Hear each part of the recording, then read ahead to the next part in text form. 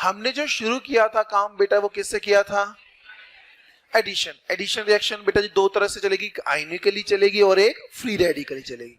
आयनिकली दो तरह से चलेगी, एक इलेक्ट्रोफिलिक और एक इलेक्ट्रोफिलिक न्यूक्लियोफिलिक, और दूसरी तो फ्री रेडिकली तो एक ही होती है। इलेक्ट्रोफिलिक के लिए हमने शॉर्ट नेम क्या दिया उसको बेटा? एई रिएक्शंस। ये हमने नहीं दिया, ये रूल है, यही देना पड़ता है। और वहीं बात करें बेटा न्यूक्लियोफिलिक एडिशन रिएक्शंस के लिए क्या लिखा हमने? एन। और फ्री रेडिकल के लिए क्या लिखा था? एफ। बहुत बढ़िया। लेकिन मैं वही बात करूं कि ए रिएक्शंस कौन कौन देते हैं? एल्कीन और वही बात करें बेटा जी एन रिएक्शन कौन कौन देंगे? साइनाइड। बहुत बढ़िया। बाकी जिनमें कार्बोनाइल ग्रुप होता है वो भी ये रिएक्शंस दे सकते हैं। वही बात किया जाए बेटा जी फ्री रेडिकल रिएक्शन कब होगी तुम्हारे पास? जब एल्कीन और एल्काइन आएंगे, लेकिन रिएक्शन होगी किसके साथ? HBr के साथ। किसकी प्रेजेंस में? पेरोक्साइड की प्रेजेंस। इतना याद है बेटा?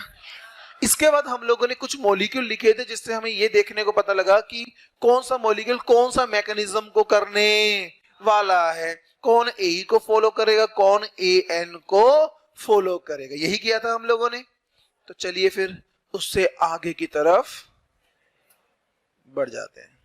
हेडिंग दीजिए बेटा ionic addition reactions. Ionic addition reactions. Ionic में दो ही पढ़ी थी ना हम लोगों ने। फर्स्ट वन लिखिए, कौन सी है बेटा हमारे पास? First one electrophilic.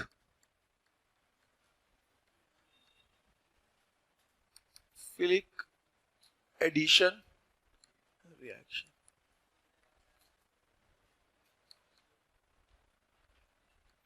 अब बेटा इधर देखना, आप कोई बोलेगा नहीं, सिर्फ आपका ध्यान बोर्ड की तरफ होना चाहिए, क्योंकि एक बार मैकेनिज्म सिखाया जाएगा, बार बार मैकेनिज्म सिखाया नहीं जाएगा, क्योंकि सारे मैकेनिज्म उसी जो भी रिएक्शन उस मैकेनिज्म को फॉलो करेगा तो सब बिल्कुल सभी में सेम प्रोडक्ट ही बनकर आते हैं। हम बात कर रहे हैं इलेक्ट्रोफिलिक एडिशन रिएक्शन, मतलब चीजें ऐड होगी, बाहर कुछ भी नहीं निकलेगा। लेकिन साथ ही साथ हम बोल रहे हैं बेटा जी ऐड होगा कौन? इलेक्ट्रोफाइल। ये रिएक्शन देते कौन है? एल्कीन या फिर एल्काइन। मैं यहां एल्कीन, ये जनरल रिएक्शन समझा रहा हूं, कोई क्वेश्चन नहीं है, ये जस्ट जनरल रिएक्शन है, विद मैकेनिज्म से समझेंगे। ओके बेटा? मैकेनिज्म समझते हो? रिएक्शन के हर एक स्टेप को आपको ओपन अप करके दिखाना है, कौन कहां अटैक कर रहा है और कैसे अटैक हो रहा है, सभी का बाल बाद में। इधर देख, हमारे पास ये एल्कीन ले लिया, कौन सी एल्कीन है वो मैटर नहीं करता, जस्ट एक एल्कीन है। इलेक्ट्रोफिलिक एडिशन है, मतलब पहले कौन आने वाला है? इलेक्ट्रोफाइल आने वाला। यस और नो? यहां पर कौन है बेटा जी? Pi bond. Pi bond nucleophilic की नेचर होता है ना, तो मुझे बताओ क्या ये इस इलेक्ट्रोफाइल पे अटैक करेगा या नहीं करेगा? यस, ये इसके ऊपर अटैक करेगा। जैसे इसके ऊपर अटैक होगा तो क्या कुछ ऐसा बन के आएगा, यहां कार्बन, सिंगल बॉन्ड कार्बन, ये तो पहले ही थे। अब मुझे एक बात बताओ, जब इस पाई ने उसके ऊपर अटैक किया तो ई या तो इधर जुड़ेगा या तो हमें वो चीजें डिपेंड करेगी इधर कौन से ग्रुप लगे हुए। यस और नो? अभी हमने कुछ नहीं माना तो एक तरफ क्या जोड़ रहे हैं हम लोग बेटा जी? ई, तो दूसरी तरफ चार्ज क्या आएगा? पॉजिटिव आएगा। यस और नो बेटा जी? इसका मतलब ये हुआ इलेक्ट्रोफिलिक एडिशन रिएक्शन में इंटरमीडिएट में कौन बनता है? कैटायन बनता है। यस और नो? अब जब कैटायन बनेगा तो कैटायन तो वही बनाएंगे जहां ज्यादा वो स्टेबल होगा। यस और नो? क्या वो तुम्हें पता है कैसे देखते हैं? GOC1 में वही हमने काम किया था। अच्छा अब सुनो, यदि अब इसके नेक्स्ट स्टेप में कौन आने वाला है बेटा जी? न्यूक्लियोफाइल आने वाला है। इलेक्ट्रोफिलिक में पहले इलेक्ट्रोफाइल आएगा, बाद में न्यूक्लियोफाइल आएगा, और न्यूक्लियोफिलिक रिएक्शन में पहले कौन आएगा? न्यूक्लियोफाइल, और बाद में कौन आएगा? आते दोनों ही है, लेकिन रिएक्शन का नाम हमें स्पेसिफिक करता है कि पहले कौन आने वाला है। तो हमारे पास अब न्यूक्लियोफाइल आया, तो न्यूक्लियोफाइल कहां अटैक करेगा? इसके ऊपर अटैक करेगा ना। जैसे इसके ऊपर अटैक होगा तो क्या कुछ प्रोडक्ट ऐसा बन जाएगा क्या? यहां हो गया इलेक्ट्रोफाइल और यहां हो गया बेटा न्यूक्लियोफाइल। तो ऐसी रिएक्शंस कहलाती हैं बेटा जी इलेक्ट्रोफिलिक एडिशन रिएक्शन, क्योंकि जो स्टार्टिंग में था और लास्ट में कोई चीज बाहर नहीं निकली, सिर्फ चीजें क्या हुई हैं बेटा? ऐड हुई हैं। इनको बोलते हैं इलेक्ट्रोफिलिक एडिशन रिएक्शन। वही मैं बात करूं, लिखना नहीं है, भी सुनते रहना है। वही मैं बात करूं दूसरी रिएक्शन जो हमने सुनी थी वो थी nucleophilic nucleophilic addition reaction, yes और नो बेटा जी? अब ध्यान से सुनना है बेटा, न्यूक्लियोफिलिक एडिशन रिएक्शन में पहले कौन आने वाला है? लेकिन क्या तुम्हें डायरेक्ट पता है कि रिएक्शन होगी किनके साथ? किनके साथ? एल्डिहाइड, कीटोन या फिर साइनाइड। मैंने ले लिया C डबल बॉन्ड O, ये एल्डिहाइड भी हो सकता है और कीटोन भी हो सकता है, यस और नो बेटा? मैंने रिएक्शन में मुझे सबसे पहले किसको ऐड करना पड़ेगा? न्यूक्लियोफाइल को ऐड करना पड़ेगा। अब न्यूक्लियोफाइल तो अटैक करता है, मुझे बताइए इस पूरे कंपाउंड के अंदर वो न्यूक्लियोफाइल कहां अटैक करेगा बेटा जी? याद है तुम लोगों को, यहां एक कार्बन, यहां ऑक्सीजन जुड़ा है तो ऑक्सीजन अपनी तरफ इलेक्ट्रॉन खींचेगा, यहां पार्शियल नेगेटिव और यहां पार्शियल। याद करो हम लोगों ने जीओसी में न्यूक्लियोफिलिक सब्स्टिट्यूशन रिएक्शंस देखी थी, जहां पर न्यूक्लियोफाइल वही उस कार्बन पर अटैक करना पसंद कर रहा था जो कार्बन ज्यादा इलेक्ट्रॉन डेफिशिएंट था। और हमने बोला था यहां कैसे ग्रुप चाहिए मेरे को, खींचने वाले या देने वाले? खींचने वाले। याद आया क्या? जहां हमने एक बार विड्रॉइंग वाला फैक्टर देखा था और एक बार बल्कि वाले देखा था, तो वही चीजें यहां आ रही है जो जीओसी में तुम लोगों ने पहले पढ़ी हुई है। तो न्यूक्लियोफाइल क्या करेगा बेटा जी? इधर अटैक करेगा ना, इस पे अटैक होगा तो ये बॉन्ड कहां जाएगा? पाई बॉन्ड ही क्यों टूट रहा है? क्योंकि इस कार्बन के पास इधर सिग्मा, इधर सिग्मा, सिग्मा और पाई। कमजोर बॉन्ड कौन सा होता है? पाई। तो कौन सा टूट जाएगा? क्या वो ऑक्सीजन की तरफ जाएगा क्या? कि ऑक्सीजन क्या है? कार्बन के मुकाबले अधिक इलेक्ट्रॉन। बहुत बढ़िया। तो क्या कुछ ऐसा बन के आएगा, यहाँ कार्बन के पास दो बॉन्ड पहले ही थे, यहाँ कौन जुड़ गया? यहाँ ऑक्सीजन पे चार्ज क्या आ गया? अब मुझे बताओ कौन आने वाला है? इलेक्ट्रोफाइल आएगा ना? क्या इलेक्ट्रोफाइल अटैक करेगा? No, electrophile never attacks. उसके ऊपर अटैक होता है। मैंने याद करो, हमने उस दिन कंट्री वाइज एग्जांपल लिया था। कमजोर कंट्री कभी अटैक करना पसंद, उनके ऊपर अटैक किया जा सकता है। तो मुझे बताओ यहां कौन अटैक करने वाला है बेटा जी? वो इसके ऊपर अटैक करेगा क्या? यदि इसके ऊपर अटैक होगा तो बेटा जी प्रोडक्ट क्या बनेगा? क्या प्रोडक्ट बनेगा बेटा जी? यहाँ कार्बन इधर आ जाएगा न्यूक्लियोफाइल और इधर O के साथ क्या आ जाएगा बेटा जी? E आ जाएगा। समझ आई क्या? तो इलेक्ट्रोफिलिक एडिशन रिएक्शन में पहले कौन आएगा? इलेक्ट्रोफाइल आएगा और बाद में कौन आएगा? न्यूक्लियोफाइल आएगा। लेकिन न्यूक्लियोफिलिक में पहले कौन आएगा? न्यूक्लियोफाइल। फिर कौन आएगा? इलेक्ट्रोफाइल। और एडिशन कुछ इस प्रकार से होगी। जितनी भी हम रिएक्शंस करेंगे वहां होगा क्या? ये चीज तो हर बार आएगी। बदलाव किसमें होगा? E और NO में। E जब H होगा तो वहां H जुड़ गया होगा। NO मान लो तुम्हारे पास आ गया SO4H नेगेटिव, तो वहां पर कौन जुड़ जाएगा? ये जुड़ जाएगा। यस और नो बेटा? तो बस होगा क्या, चीजें जुड़ेंगी कैसे वो तुम्हें इस मैकेनिज्म से दिख रहा है, लेकिन जुड़ेगा क्या वो एग्जामिनर तुम्हें देगा। समझ रहे हो? जैसे एग्जांपल के तौर पे तुम्हें HCl दे दिया। क्या दे दिया? तो मुझे बताओ HCl है, HCl में इलेक्ट्रोफिलिक एडिशन रिएक्शन करवा रहा हूं मैं, एल्कीन दे दिया और साथ में HCl दे दिया। तो मुझे बताओ HCl में इलेक्ट्रोफाइल कौन होगा, H या Cl? H होगा ना, कि H पॉजिटिव निकलता है और Cl नेगेटिव में। तो मुझे रिएक्शन में बताओ H कहां जुड़ेगा? इधर। यस और नो? और Cl कहां जुड़ जाएगा? खत्म रिएक्शंस। बस अब हमारा इतना काम है कि रिएक्शन प्रोसीड कैसे करवानी है। होगी ऐसे ही, जैसे मैं तुम्हें बड़ी सिंपल एग्जांपल बोल देता हूं। जैसे खाना या तुम दाल तो हर कोई बनानी तो आती होगी ना, सब्जी वगैरह बनानी। अरे दाल बनानी आती है क्या? घर वालों को देखा होगा ना बनाते हुए, यहाँ पर नोट डाउन किया होगा।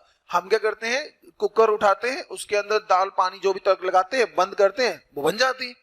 लेकिन आपने नोट डाउन किया होगा, जब हम लोगों को मान लीजिए मसूर की दाल सुनी होगी ना, जब भी नोट डाउन करो घर में जब होता है कि जल्दी जल्दी कुछ बनाना है, मम्मी मसूर की दाल बना देती है, वो जल्दी बन जाती है। यस और नो? तड़का सेम लगाया, सेम कुकर में रखा, बंद किया, वो एक सीटी में बन गई। आती है मेरे को बनानी, मैरिड हूं, समझ रहे हो ना? मैरिड बंदों को सब आता है, सिखा दिया जाता है। लेकिन वही बात करते हो, राजमा जानते हो? उसको समय, जबकि उसको पहले पिछली रात में हम पानी में भिगो के रख देते हैं, फिर भी वो 5-6 सीढ़ी 6-7 सीढ़ी खा जाता है। यस और नो? पर प्रोसेस बनाने की क्या है बिल्कुल। लेकिन किसी को ज्यादा लग रहा है, किसी को ज्यादा एनर्जी देनी पड़ रही है, किसी को यदि इतनी एनर्जी जितनी मैंने राजमा को दी उतनी मैं यदि मसूर की दाल दे दूं तो मसूर की दाल का क्या होगा? खिचड़ी बन जाएगा उसका तो। अरे यस और नो? तो इसका मतलब ये हुआ रिएक्शन तो सेम ही होगी, जो भी न्यूक्लियोफिलिक जाएगा वो ऐसा ही होगा, लेकिन कंडीशन बदलेगी तो बदलाव भी होगा। समझ पा रहे हो इस चीज को बेटा जी? कोई जल्दी बनेगी कोई लेट बनेगी, कैसे बनेगी, पर फॉलो यही मैकेनिज्म होगा, मैकेनिज्म बदलने वाला नहीं है। समझ रहे हो क्या? बनाओ इन दोनों को, फिर हम आगे टॉपिक पे चलते हैं। एक बात बताओ, क्या NU इसके ऊपर अटैक कर रहा है या ये इसके ऊपर अटैक कर रहा है? ये जो एरो होते हैं वो तुम्हें क्या डिफाइन कर रहे हैं, कौन किसके ऊपर अटैक कर रहा है, और तुमने इसको इसके ऊपर अटैक करवा दिया। उल्टा एरो बेटा केमिस्ट्री है, यहाँ एरो उल्टा हो गया मतलब नेचर बदल गया रिएक्शन का, तो वो काम नहीं करे। इसलिए बोल रहा हूं जो मैं बोर्ड पे लिखूंगा, जिस तरफ मैं एरो लेके जाऊंगा आपने उसी डायरेक्शन में लिखकर जाना है। करें शुरू बेटा? ओके, अब जरा ध्यान से सुनना, आप कोई लिखेगा नहीं, पहले चीज को समझेंगे। हमें एक चीज हमने जीओसी में पढ़ी थी, कौन सी रिएक्शन फास्ट होती है और कौन सी स्लो। यदि मान लीजिए हमारे पास रिएक्टेंट विदाउट चार्ज होगा तो वो तो क्या होगा? स्टेबल। अरे रिएक्टेंट तो स्टेबल होगा ही ना, वो क्या करेगा बेटा जी? रिएक्ट करके हमें एडिशन रिएक्शंस में इलेक्ट्रोफाइल बनता है। क्या बनता है बीच में बेटा हमारे पास? या फिर बोल सकते हैं कार्बो कैटायन बनेगा। यस और नो? मतलब वो चार्ज हो जाएगा तो वो स्टेबल होगा या अनस्टेबल होगा? वो पहले से क्या हो गया होगा? अनस्टेबल हो गया होगा। लेकिन जैसे ही न्यूक्लियोफाइल आएगा क्या हो जाएगा? चार्ज खत्म हो जाएगा क्या? तो पहले से क्या हो जाएगा बेटा? वो मतलब प्रोडक्ट फिर क्या बना? स्टेबल बना। यस और नो बेटा जी? तो मैकेनिज्म कुछ यही चलने वाला है कि पहले रिएक्टेंट आएगा, इलेक्ट्रोफाइल जुड़ेगा तो हमारे पास कार्बोकैटायन बनेगा इंटरमीडिएट के अंदर, जो कि कम स्टेबल होगा, और उसके बाद न्यूक्लियोफाइल जल्दी जल्दी से उसके ऊपर क्या करेगा? अटैक करेगा और प्रोडक्ट की क्या करेगा बेटा? फॉर्मेशन कर देगा। यस और नो बेटा जी? अब एई रिएक्शन में होगा क्या? हमेशा कंफर्म्ड है कौन आने वाली है? एल्कीन और एल्कायन। तो मैं एग्जांपल के तौर पर तुम्हें एल्कीन लेकर देखेंगे क्या काम होने वाला। देखो इधर CH डबल बॉन्ड CH2। पीछे जो हमने मैकेनिज्म सीखा था वहां स्पेसिफिक नहीं था कि वो कौन सी एल्कीन है, लेकिन ये स्पेसिफिक हो गया ना। क्या ये एल्कीन सिमेट्रिकल है या एसिमेट्रिकल है? एसिमेट्रिकल है ना, क्योंकि एक कार्बन पे 2 हाइड्रोजन है और एक पर 1 हाइड्रोजन और एक R ग्रुप है। यही है ना बेटा? अब ध्यान से सुनना बेटा जी, मैं यहां पर ऐड करने वाला हूं इलेक्ट्रोफाइल। क्या ऐड करने वाला हूं? अब ये इलेक्ट्रोफाइल हमें कंफर्म पता है कि पाई बॉन्ड उसके ऊपर अटैक करने वाला है। यस और नो? तो अब जब अटैक करेगा या तो इलेक्ट्रोफाइल यहां जुड़ेगा या तो, अब सुनो ध्यान से, मतलब 2 स्टेप बनाकर चले क्या? पहले स्टेप में मैं इधर जोड़ना चाहता हूं इलेक्ट्रोफाइल, तो कुछ ऐसा बनेगा RCH सिंगल बॉन्ड CH2, और यहां क्या आ जाएगा? E, और यहां क्या चार्ज आएगा बेटा? देखो जब मैं इसके साथ जोड़ूंगा तो कुछ ऐसा बनेगा RC, इधर क्या आ जाएगा? इलेक्ट्रोफाइल, एक H था, CH2 पॉजिटिव। यस और नो बेटा जी? मुझे एक बात बताओ, इन दोनों कैटाइन में जो इंटरमीडिएट में बने हैं उनमें से दोनों कौन ज्यादा स्टेबल कौन होगा? वो तुम लोग जीओसी में सीख चुके हो गया। कौन ज्यादा स्टेबल होगा? पाथ ए वाला या पाथ बी वाला? ए वाला मोर स्टेबल होगा ना। और ये क्या होगा बेटा जी? नीचे वाला। ऐसा क्यों हुआ? ये 2 डिग्री है ना, और ये कैसा है? ज्यादा स्टेबल कौन होता है बेटा? याद आया कुछ? अब मुझे बताओ, ये वाली रिएक्शन जब इससे रिएक्ट करेगी तो ये क्या बनना चाहेगा इंटरमीडिएट में? लेस स्टेबल या मोर स्टेबल? स्टेबिलिटी की तरफ जाएगा ना। तो मुझे बताओ जब प्रोडक्ट बनेगा अब कौन आएगा? इधर भी कौन आएगा? न्यूक्लियोफाइल जब आएगा क्या वो न्यूक्लियोफाइल इस पे अटैक करेगा क्या? ये इसके ऊपर अटैक करेगा। अटैक होने के बाद क्या बेटा? कुछ ऐसा बनकर आएगा, CH इधर आएगा NU, और इधर क्या आ गया? CH2E। यस और नो बेटा जी? और यहां क्या बनेगा? RCHE single bond CH2NU। Yes और नो बेटा जी? अरे ये बनेगा नहीं बनेगा? मुझे एक बात बताइए, यदि मैं तुम्हें ये पूछूं कि इसमें और इसमें ज्यादा स्टेबल कौन है तो बता पाओगे क्या? Which one is the more stable product बनेगा? ऊपर वाला या नीचे वाला? तो ये बनेगा मेजर, और वो क्या बनेगा? तो माइनर मतलब क्या होता कि नहीं बनेगा या बहुत कम बनेगा? बनते दोनों है, लेकिन एक बनेगा लगभग 90% से ज्यादा और दूसरा बनेगा 10% से कम। और ज्यादा कौन बनेगा? जिसका इंटरमीडिएट ज्यादा, उसी रास्ता में रिएक्शन जाना पसंद कर देगी। समझे? हो गया? तो बनाओ इसको बेटा, फटाफट बनाओ। माइनस वाला, माइनर वाला स्टेबल, वो अभी वो सेट्स रूल आगे सिखाएंगे तब लगेगा पता, बनाएंगे। तो हो गया हमारे पास दिस वन। इसका मतलब ये हुआ जो रिएक्टिविटी होगी, क्या होगी बेटा जी? रिएक्टिविटी होगी एल्कीन और एल्काइंस की इलेक्ट्रोफिलिक एडिशन के लिए, वो टोटली डिपेंड किसके ऊपर करेगी बेटा जी? इंटरमीडिएट के ऊपर। इंटरमीडिएट में बनने वाले कार्बोकैटायन पर। जितना कार्बोकैटायन ज्यादा स्टेबल होगा, रिएक्शन उस तरफ ज्यादा बढ़ जाएगी और स्पीड में जाएगी। तो इसका मतलब हम ऐसे लिख सकते हैं कि जो रिएक्टिविटी ऑफ एल्कीन और एल्काइन है वो डायरेक्टली प्रोपोर्शनल होगी स्टेबिलिटी ऑफ कार्बोकैटायन। मतलब ब्रैकेट में लिख सकते हैं इंटरमीडिएट। तो लिखो इसको बेटा जी। अब मैं तुम्हें कुछ क्वेश्चंस दूंगा, आपने मुझे बताना है कौन फास्ट रिएक्ट करेगा और कौन कम। फास्ट कौन? जिसका कार्बोकैटायन ज्यादा स्टेबल होगा। लिख दो क्वेश्चन एक आप लोगों के लिए।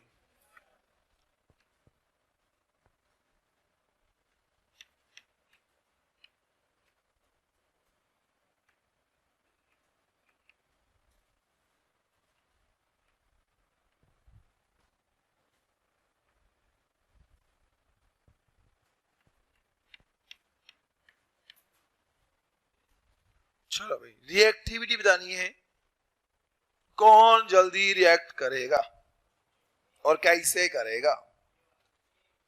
कौन रिएक्ट करेगा बेटा? कितनों को लगता है कि ए की रिएक्टिविटी बी के मुकाबले ज्यादा होने वाली है? ओके, बी कितनों को ज्यादा लगता है?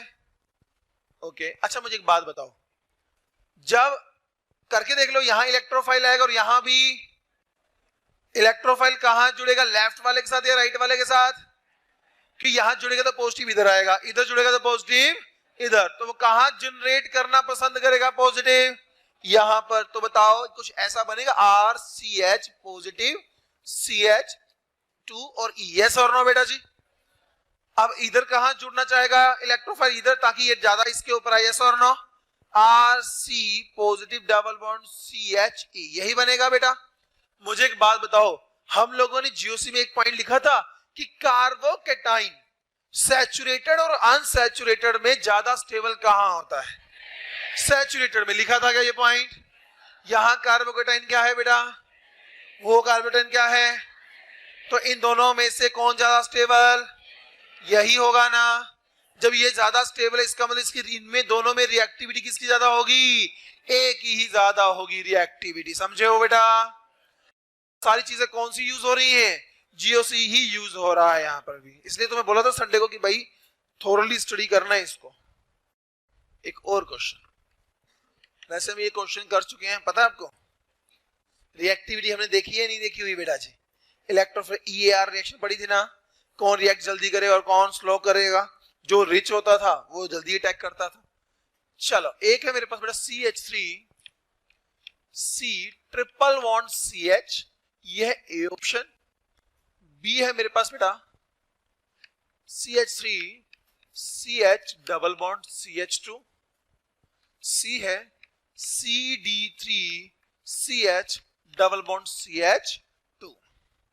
अब से तुम्हें बनाने की आवश्यकता नहीं है। देखो बेटा, क्वेश्चन तुम्हारे सामने, पता है हमें बोला गया है किसकी रिएक्टिविटी ज्यादा होगी? कौन सी रिएक्टिविटी? AE रिएक्शन की। यस और नो बेटा?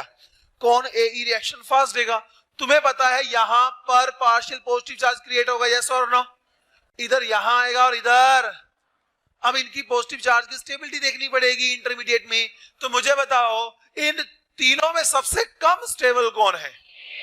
ए सबसे कम है ना, तो उसकी रिएक्टिविटी भी सबसे। अब बी और सी में किसकी रिएक्टिविटी ज्यादा होगी? सी की। क्यों? क्योंकि वहां कौन है? और डी एच के मुकाबले ज्यादा प्लस आई देता है ना।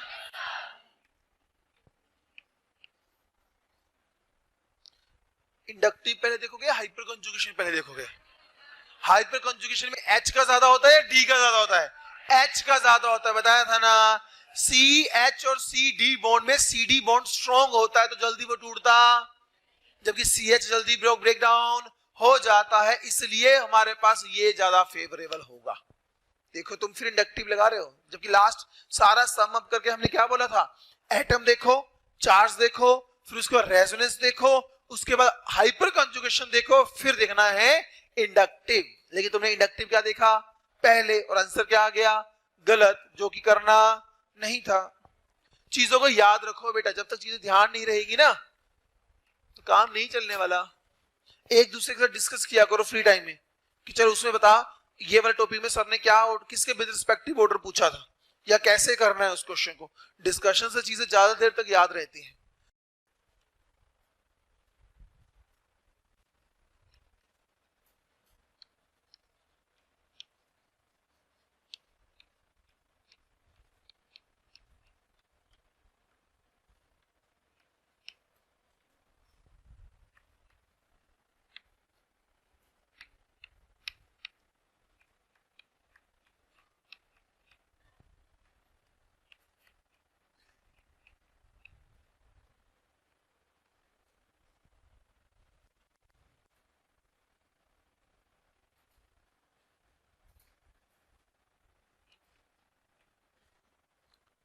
डी हमारे पास दिया गया कुछ ऐसा।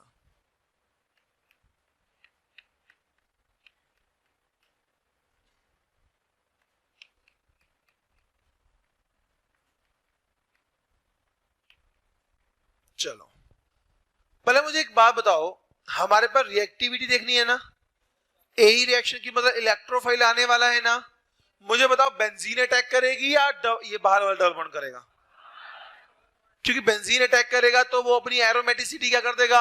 लूज। और कोई भी कंपाउंड अपनी एरोमेटिसिटी लूज करना पसंद नहीं करता, क्योंकि वो क्या हो जाएगा? बहुत ज्यादा अनस्टेबल। इसलिए क्या होगा? कौन अटैक करेगा? बाहर वाला डबल बॉन्ड।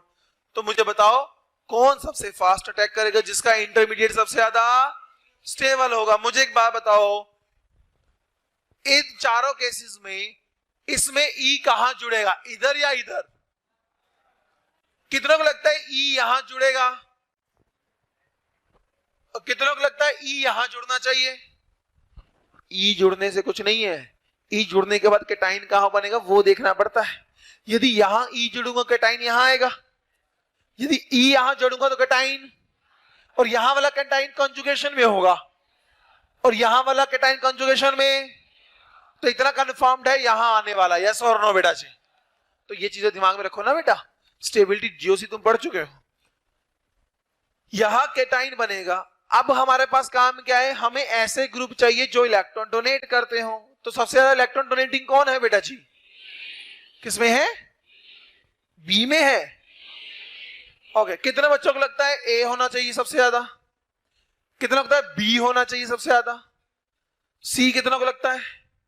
और डी कितना को लगता है? देखा ये 3 डिग्री, ये इंडक्टिव बहुत ज्यादा होगा इसका। इंडक्टिव से पहले क्या देखोगे? ये कितने हाइपर कंजुगेटिव स्ट्रक्चर बनाएगा? अल्फा यही कार्बन है ना इससे। ये कितने बनाएगा? सिर्फ 2। ये कितने बनाएगा? तो सबसे ज्यादा डोनेट कौन करेगा? बी सबसे ज्यादा होगा। फिर कौन आएगा? सी। फिर कौन होगा? या कुछ नहीं है तो यहां देखो, यहां भी हाइपर नहीं है, यहां भी हाइपर नहीं है, तो ये प्लस आई दे रहा है और वो प्लस आई, तो कौन होगा? फिर होगा। कितने बच्चों ने यही सोचा था?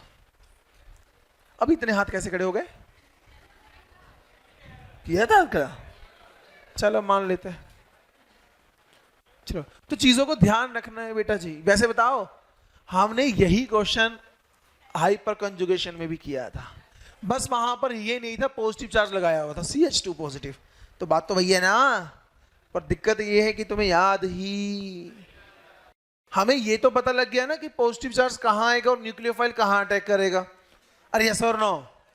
अब हम देखेंगे स्टीरियो मतलब वो अटैक कैसे करेगा, वो भी देखना पड़ेगा। Stereo chemistry of the reaction.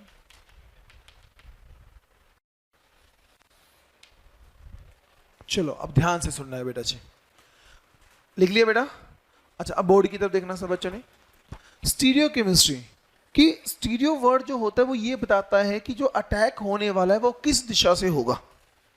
हम अपनी मन मर्जी से नहीं करते। जैसे मैं एग्जांपल की बात करूं, मान लीजिए मुझे इस कन्या को पीटना है। क्या करना है इस कन्या को? तो मेरे पास देखो ये हाथ भी है और ये भी है, पर मुझे एक बात बताओ किस हाथ से पीटूंगा? यस और नो? पीट तो मैं इधर से भी सकता हूं, लेकिन फेवर किस में करूंगा? इसका मतलब कुछ तो नेचर है ना मेरा जी। अटैक करने के लिए जगह तो अलग अलग है, लेकिन फेवर में किसी को करूंगा ना। फेवर मैंने क्यों किया? क्योंकि इस पे करूंगा तो मैं अच्छे से नहीं पीट पाऊंगा। यस और नो? क्योंकि अच्छे से हाथ घूमेगा नहीं, इसको तो मैं गोल गोल गोल गोल ऐसे मारूंगा जोर से। अरे यस और नो? पर इसको इतने, आपका भी ऐसा होगा ना, एक हाथ स्ट्रांग होता है एक हाथ थोड़ा वीक रहता है, प्रॉपर वर्क नहीं होता सेकंड के मुकाबले। तो वही चीज यहां भी होता है। अब कैसे? प्रैक्टिकल चाहते हो? इसको तो हम प्रैक्टिकल दे सकते हैं। अब पहले चलो ध्यान से सुना, सुनो ध्यान से, देख लेते दुश्मन देख ले कितने हैं। कहते यस सर। मेरे पास ये थी एल्कीन, ध्यान से देखना है बेटा जी। R C H double bond C H. बताओ बेटा इलेक्ट्रोफाइल कहां जुड़ेगा? डायरेक्ट बताओ मेरे को। लेफ्ट वाले कार्बन या राइट वाले? क्योंकि मुझे पॉजिटिव कहां आना चाहिए। तो क्या कुछ ऐसा बनेगा? आर सी एच, यहां चार्ज और यहां CH2 ई आ जाएगा। यस और नो? मुझे एक बात बताओ, अगले स्टेप में कौन आता है? अब देखना, ये जो पॉजिटिव चार्ज हुआ मतलब इसका मतलब क्या होगा? एम्प्टी ऑर्बिटल होगा ना यहां पर एक। ध्यान से देखना बेटा, यही तो होता है खाली ऑर्बिटल। यस और नो? पॉजिटिव चार्ज का मतलब यही हुआ ना। अब सुनो, ये जो न्यूक्लियोफाइल है क्या वो इधर से इसमें अटैक कर सकता है क्या? अरे यस और नो? पर वो इधर से भी अटैक, क्या वो दोनों तरफ से अटैक आसानी से कर सकता है? यस। इसका मतलब ये हुआ कि यदि तुमसे ये पूछा जाए कि इस रिएक्शन में तुम्हें पता प्रोडक्ट क्या बनाना है, तुमने NU जोड़ देना है साथ में, लेकिन पूछ ले कितने स्टीरियो आइसोमर बनेंगे, तो कितने बोलोगे? कि दोनों तरफ से अटैक पॉसिबल था ना, अपसाइड से भी अटैक हो सकता है और नीचे एक तरफ से। तो इसका मतलब जो प्रोडक्ट बनाओगे, प्रोडक्ट तो तुम यही लिखोगे RCH NuCH2E। मुझे बताओ अटैक मैंने कहां से कराया? नीचे से। ऊपर से कराता तो? पर क्या वो पॉसिबिलिटी है? यस। इसका मतलब यहां पर R और S दो स्टीरियो आइसोमर बनने वाले। क्या तुम R और S को जानते हो क्या? रेक्टस और सिनिस्टर याद आया क्या? ध्यान रख सकते हो क्या? तो मतलब यहां पर कितने आइसोमर बनेंगे? 2 स्टीरियो आइसोमर जनरेट होंगे, स्टीरियो आइसोमर बन कर आएंगे। अब सुनो, बच्चा बोलेगा पेपर में भूल गया तो? यस और नो? कुछ नहीं करना, ध्यान से सुनना मैं जो वर्ड बोलने वाला हूं। जब भी, क्या बोला? जब भी न्यूक्लियोफाइल अटैक करेगा, क्या करेगा? और वहां पर अटैक करने के बाद कायरल सेंटर जनरेट हो जाए। क्या जनरेट हो जाए? कायरल सेंटर का मतलब क्या होता है? चारों ग्रुप क्या होने चाहिए? मुझे बताओ, जब मैंने न्यूक्लियोफाइल का अटैक किया तो चारों ग्रुप सेम थे या डिफरेंट हो गए? क्या जहां न्यूक्लियोफाइल ने अटैक किया, अटैक करने के बाद वहां कायरल सेंटर बना क्या? और जब कायरल सेंटर बनता है तो स्टीरियो आइसोमर बनते नहीं बनते? बनते हैं। तो ध्यान रखना, जब भी न्यूक्लियोफाइल अटैक कर रहा है, अटैक करने के बाद वहां कायरल सेंटर जनरेट हो गया, तो उसको हम क्या बोलते हैं बेटा जी? कि यहां पर स्टीरियो आइसोमर डेवलप्ड होंगे ही होंगे। पर इस चीज का रखना है ध्यान। किस चीज का ध्यान रखना है? कि जैसे न्यूक्लियोफाइल अटैक हुआ और अटैक होते ही क्या बन गया? वो कायरल सेंटर। तो कन्फर्म्ड है वहां पर स्टीरियो आइसोमर बनेंगे। कौन से? एक R और एक S बन जाएगा। एक क्वेश्चन और बनाते हैं इसके जैसा, और तुम मुझे बताओगे टोटल आइसोमर कितने बनेंगे। क्या बताना है बेटा जी क्वेश्चन के अंदर? Calculate total isomers. रिएक्शन है CH3 CH2 CH double bond CH2। Reaction में पहले कौन आएगा बेटा जी? इलेक्ट्रोफाइल। यस और नो? कहां जोड़ोगे इलेक्ट्रोफाइल? लेफ्ट के साथ या राइट के साथ? राइट के साथ, तो पॉजिटिव यहाँ आएगा ना, अच्छी बात है। लेकिन तुम्हें इतना पता है कि उल्टा भी होता है ना, लगभग तो माइनर बनेगा। जब यहाँ टोटल पूछ लिया तुम्हें माइनर वाला भी बनाना पड़ेगा, यस और नो? क्या तुम दोनों बना सकते हो खुद या मैं हेल्प करूं? ट्राई करोगे? तो बनाओ एक बार, फिर मैं देखता हूं क्या बनाते हो। सेम मैकेनिज्म, मैकेनिज्म कभी बदलेगा नहीं, वो जैसा है वैसे का वैसा ही रहेगा। चलो बेटा, अभी कितने बच्चे बना चुके हैं? लगभग 90%। ठीक है, अब मैं करूं, देखो तुमने पहले यहां पर 2 रिएक्शन बना ली होगी ना? अरे 2 बनाई होगी ना? एक तो तुमने बनाई होगी जो होनी चाहिए। क्या तुम लोगों ने जो सही है, क्या तुमने यही लिखी है कि मेजर वाली CH यहां पॉजिटिव और यहां CH3, यही लिखा है क्या?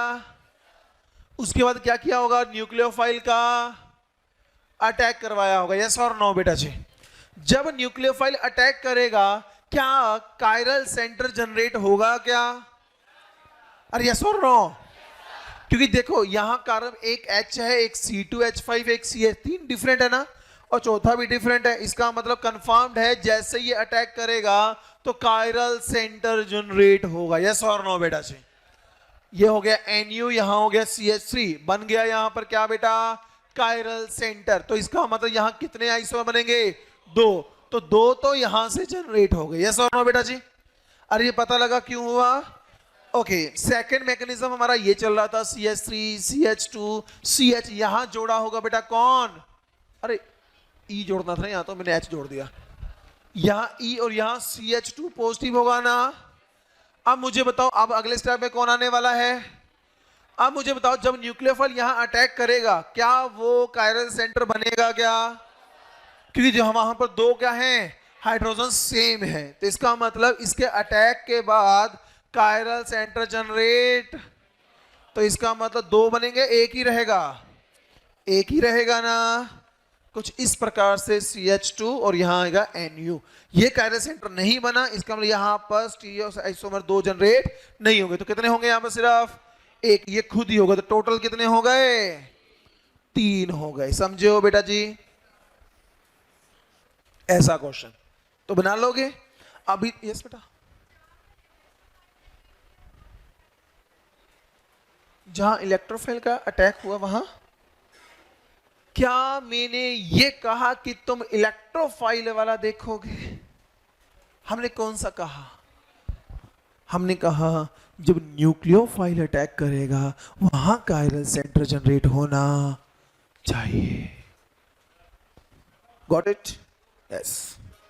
इधर वाला फर्स्ट वाले में CH3 है, वहां पर अच्छा वहां इलेक्ट्रोफाइल आएगा, अच्छा यस 2 है ना, यहाँ E आ जाएगा।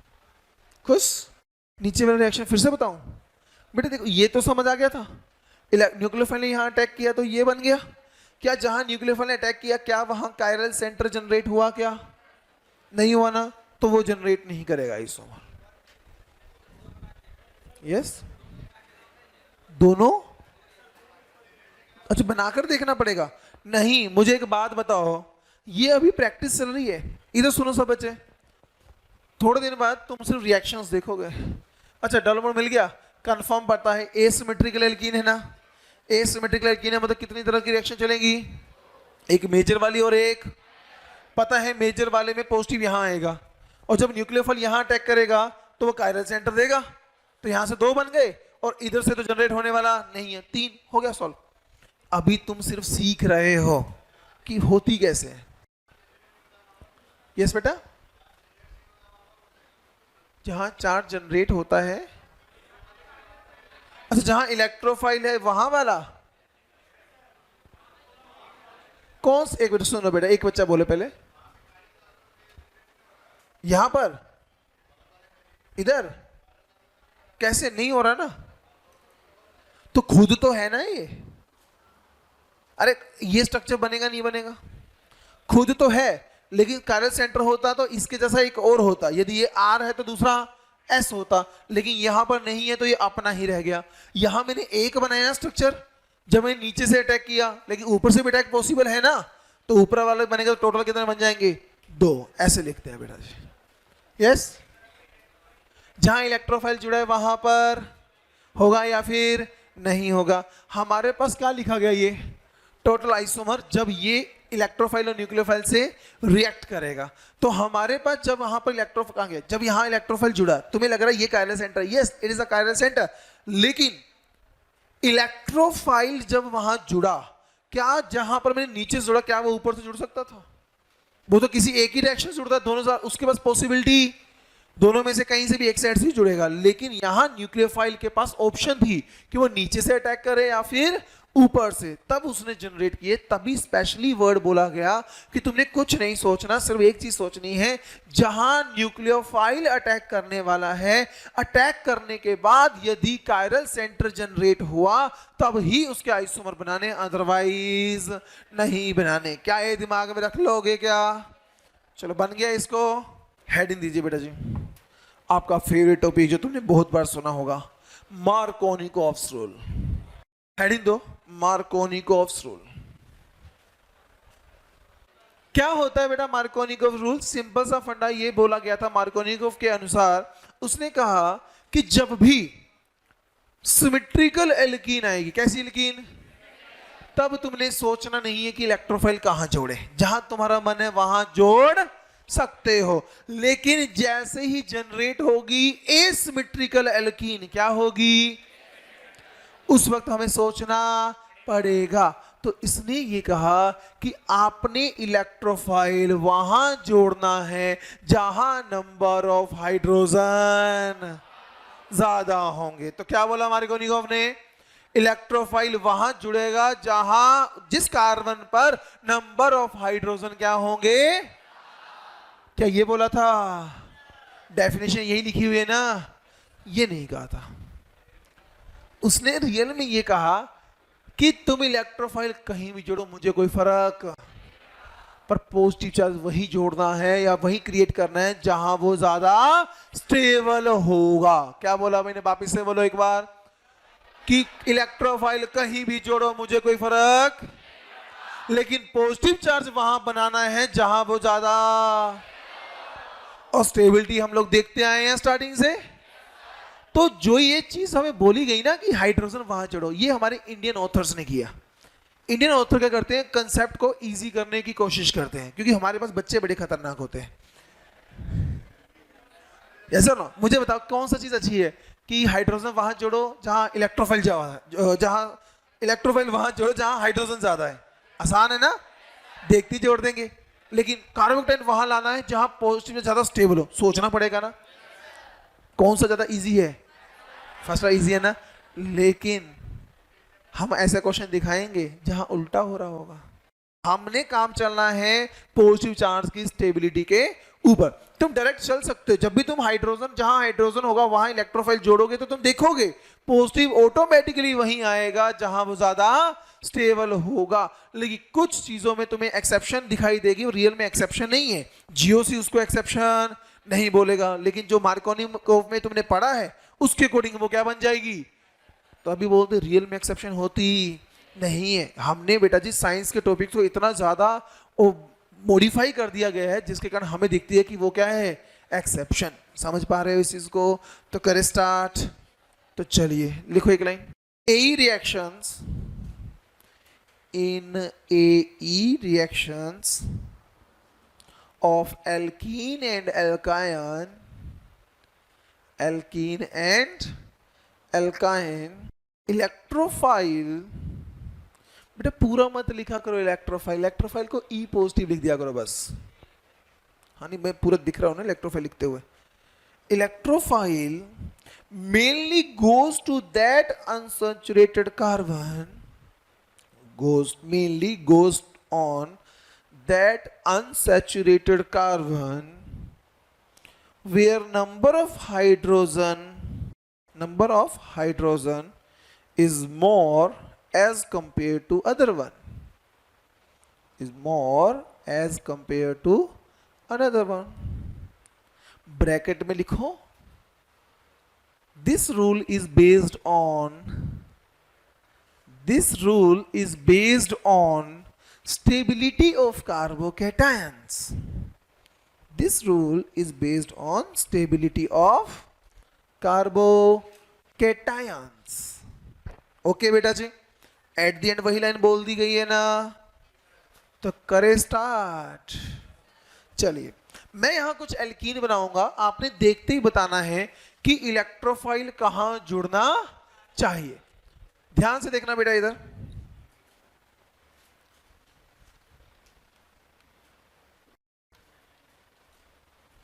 एक ये है मेरे पास,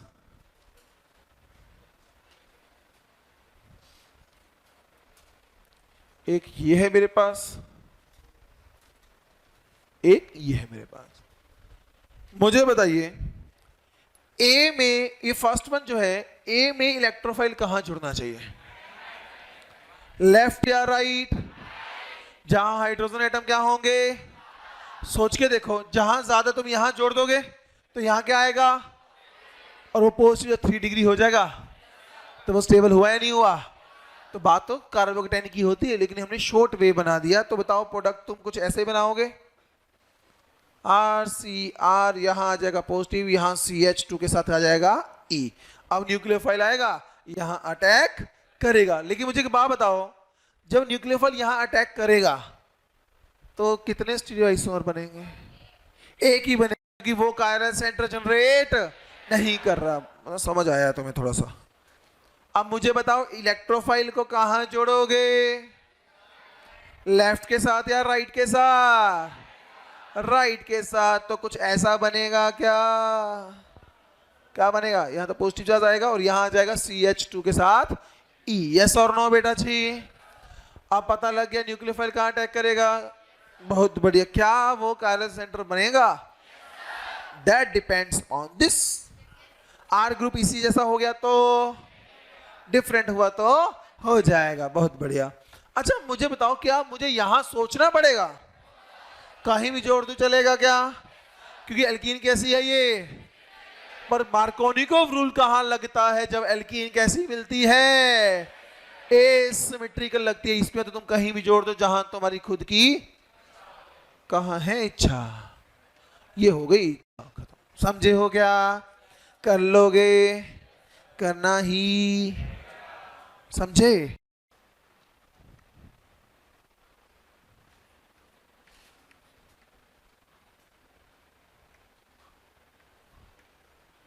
चलो बताओ बेटा जी, इलेक्ट्रोफाइल कहां जुड़ेगा? लेफ्ट साइड या राइट साइड? राइट साइड जुड़ेगा क्या? राइट साइड जुड़ेगा तो कुछ ऐसा बनकर आएगा क्या?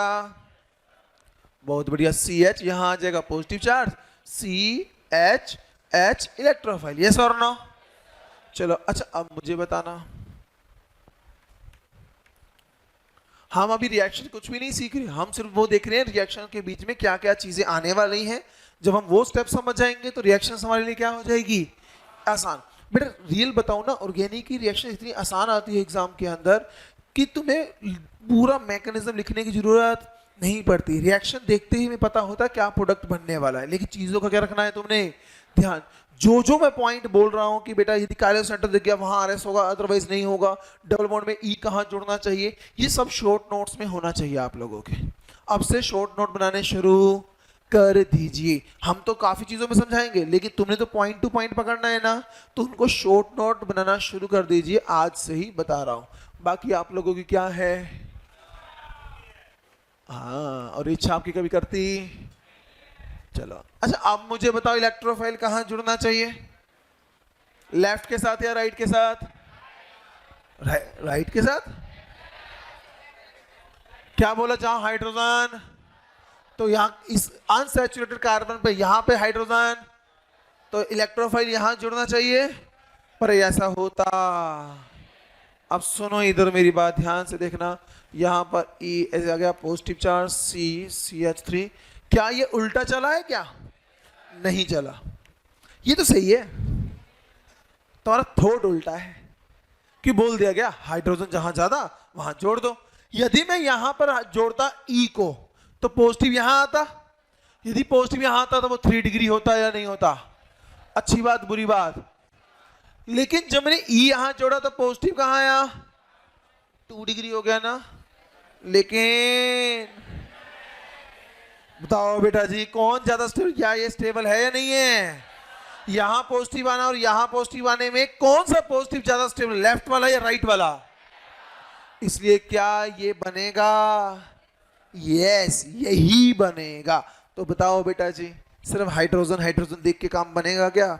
नहीं, हमें स्टेबिलिटी देखनी पड़ेगी, तभी जीओसी को हमने इतने दिन लगाए हैं बेटा जी। यदि उनकी आवश्यकता ना पड़ती तो डायरेक्ट हम यहां नहीं तुम्हें बता सकते थे बेटा ये स्टेबिलिटी देख लो, वो स्टेबिलिटी देख लो। इसीलिए हम वहां पर इतने लेक्चर्स लेते हैं। द रीजन इज तुम्हें आराम से चीजें क्या आए समझ। तो अब से क्या तुम हाइड्रोजन देखोगे हर बार या स्टेबिलिटी का भी ध्यान रखोगे? स्टेबिलिटी का भी ध्यान रखना है बेटा, नहीं तो लुट जाओगे, बता रहा हूं। इसका दूसरा बनाने की जरूरत तो नहीं ना, जब चार्ज मैं यहां रखूंगा कि वो भी बना दूं। यहां बना के मैं लिख दूंगा लेस स्टेबल, लिखूंगा, वो तो दिमाग में है ना तुम्हारे, पर नहीं ये लिख लो, नहीं तो बोलूंगा सर ने तो लिखाया ही नहीं। तुम्हारा कोई भरोसा, तुम हमारे पर भरोसा खो। तो ये क्या होगा बेटा जी? Yes, it is a 3 degree but it is a less stable as compare to this one, क्योंकि यहां कौन आ रही है? रेजोनेंस, पर यहां का पॉजिटिव चार्ज रेजोनेंस में नहीं है। जब इस क्वेश्चन में जो भी हम अभी कपाट कर रहे थे, हमने बस इतना देखा कि कार्बोकेटाइन बनना चाहिए और कार्बोकेटाइन कैसा होना चाहिए? स्टेबल होना चाहिए। लेकिन इसी के साथ एक और फैक्टर वहां जनरेट होता है, दैट इज अ रीअरेंजमेंट। कौन सा बेटा जी? क्या होता है रीअरेंजमेंट का मतलब? Rearrangement of carbocation. सुनना जरा ध्यान से, रीअरेंजमेंट का एक और सिंबल होता है दिस वन।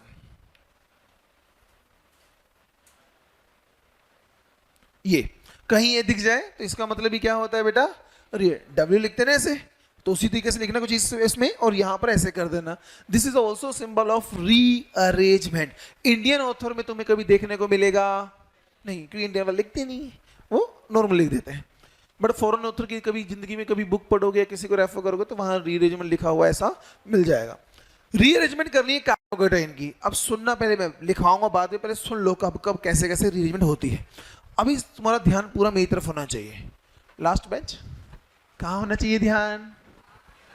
हाँ, इधर उधर नहीं। यदि हम बात करें रीअरेंजमेंट, रीअरेंजमेंट कब होती है और कब नहीं होती वो तुम्हें पता होना चाहिए मॉलिक्यूल को देखते ही। कार्बोकेटाइन तो सब लोग जनरेट कर ही लोगे। इलेक्ट्रोफाइल पता लग गया कि जब भी एल्कीन मिलेगी तो इलेक्ट्रोफाइल कहाँ जुड़ना चाहिए, यस और नो? उसमें सबके माइंड क्लियर है ना? कहाँ जुड़ना चाहिए इलेक्ट्रोफाइल? जहां नंबर ऑफ हाइड्रोजन ज्यादा, या फिर टाइम क्या होना चाहिए? स्टेबल होना चाहिए। लेकिन जो कैटाइन बना है, क्या बोला मैंने? जो कैटाइन हमारे पास बना है, ध्यान से सुनना, जहां कार्बोकेटाइन क्रिएट हुआ है, यदि मैं वहां 1-2 शिफ्ट कर दूं, कौन सी शिफ्ट करूं? 1-2 शिफ्ट मतलब होता है जहां वो खड़ा है वहां जहां चार्ज है वहां 1 पोजीशन, उसके साथ वाले कार्बन क्या होते हैं? सेकंड पोजीशन के। यदि वो पॉजिटिव चार्ज साथ वाले कार्बन पर चला जाए, क्या करे बेटा जी? साथ वाले कार्बन पर चला जाए। कैसे जाएगा मैं सिखाऊंगा। साथ वाले कार्बन पर जाने पर उसकी स्टेबिलिटी पहले से बढ़ जाए। क्या बोला बेटा मैंने? यदि कौन सी शिफ्ट हो? 1-2, मतलब साथ वाले कार्बन पे शिफ्ट हो जाए और उसकी स्टेबिलिटी पहले से तो शिफ्ट हो जाता है, मतलब वहां रीअरेंजमेंट हो जाती है, क्योंकि वो कैटाइन पहले से क्या हो गया? ज्यादा स्टेबल हो गया। तो याद रखना, जब भी कार्बोकेटाइन बनाना है तो एक बार जरूर चेक करना है कि क्या वहां पर रीअरेंजमेंट हो सकती है या फिर नहीं हो सकती। वो कैसे देखना है? यदि उस जहां पॉजिटिव चार्ज आया है उसको साथ वाले कार्बन पर रख कर देखना, यदि वो पहले से ज्यादा स्टेबल हो गया। कैसे? जैसे मान लो पहले 1 डिग्री था, अब वो 2 डिग्री हो गया, तो पहले से स्टेबल हुआ ना? बहुत बढ़िया। यहां पहुंच गया, क्या वो आगे जा सकता है? यदि अगले स्टेप पर हो गया वो 3 डिग्री, तो वो जाएगा नहीं जाएगा? जाएगा। वो इनफाइनाइट तक जा सकता है। कहां तक जा सकता है? लेकिन हर एक स्टेप में स्टेबिलिटी बढ़नी चाहिए। जैसे 1 से 2 हुआ, चला गया, 2 से 3 हुआ, चला गया, 3 से आगे उसको रेजोनेंस मिल गई, जाएगा नहीं जाएगा? जाएगा। लेकिन सुनो, 1 डिग्री था, पहले स्टेप में हो गया 2 डिग्री, जाएगा नहीं जाएगा?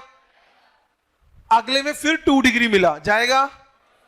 उसके आगे रेजोनेंस दिख रहा है, तो जाएगा क्या? नहीं जाएगा। आगे कुछ भी मिल जाए उससे 1000 गुना स्टेबल हो जाए वो आगे। याद रखना हर एक स्टेप में, मैं वर्ड्स देखो हर वर्ड लगा रहा हूं, एवरी स्टेप में क्या होना चाहिए, स्टेबिलिटी बढ़नी चाहिए। फर्स्ट डिग्री 1 डिग्री से 2 में गया बढ़ा, लेकिन अगले स्टेप में वो फिर से 2 डिग्री ही रह गया तो वो आगे नहीं जाएगा, पीछे ही रुका रहेगा और वहीं पर न्यूक्लियोफाइल क्या करेगा, अटैक कर देगा। तो बेटा पहली चीज रीअरेंजमेंट क्यों होती है, सिर्फ स्टेबिलिटी अटेन करने के लिए। यस और नो बेटा जी, स्टेबिलिटी करने के लिए हमें रीअरेंजमेंट कैसे करते हैं, 1 2 शिफ्ट करते हैं। कैसे करते हैं, हम 1 से सीधा 3 वाले को नहीं देखना, सेकंड वाले को देखना है, समझ रहे हो क्या। अब हमारे पास हर एक स्टेप में स्टेबिलिटी क्या होती जानी चाहिए। यदि ऐसा कोई स्टेप आ गया जिसमें स्टेबिलिटी सेम रह गई तो वो आगे नहीं जाएगा। क्या ये दिमाग में घुसा, क्या इस पॉइंट को दिमाग में रखोगे, क्योंकि ये इसी के बेसिस पे ही क्वेश्चन सॉल्व होने वाले हैं, समझ जाओगे क्या। नेक्स्ट जो चीज दिमाग में रखनी, अभी लिखवाऊंगा, ये सब चीजें लिखवा दूंगा मैं आपको बेटा। It observed in all those reactions, it observed in all those reactions which involve formation of carbocations in intermediate bracket में लिखना, rearrangement is not possible in Carve anion and free radicals. Rearrangement is not possible in Carve anions and free radicals. इसको highlight कर लेना इस point को बेटा, ठीक है, ये चीजें आगे भी काम आएगी पूरे चैप्टर के अंदर।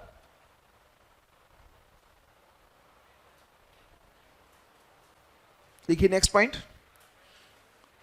यस बेटा, rearrangement not possible in Carve anion and free radical. Second point, in carbocation rearrangement, 5 minute लूंगा मैं आपके बेटा, ठीक है। in carbocation rearrangement, less stable carbocation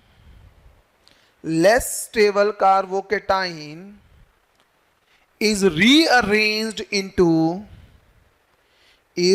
rearranged into